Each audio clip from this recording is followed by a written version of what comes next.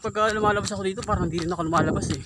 Kasi after 600 na takbo, sakto may 400 meters na ahon. Kaya para another day, another run. Takbo tayo ngayon dahil maaga tayo nagising. At medyo mahamog. Pero di ko alam kung hamog nga eh, baka parang usok eh. Pero punta tayo may Memorial Park para ahon tayo, doon tayo mahirapan. Let's go! Dito na tayo sa Memorial Park. Tingnan nyo to, gasti. May lupit. May baka siguro dun. May baka dun sa kabila. Delicates. 4K par. Nakakapagod na, masarap umahon. Ayun o. Alam nyo, goods talaga to dito sa Memorial Park. Kasi may ahon, may patag, tapos may pababa.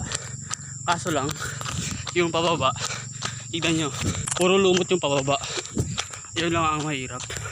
Kaya kailangan medyo mabagal lang. 100 meters na lang, 8K na tayo.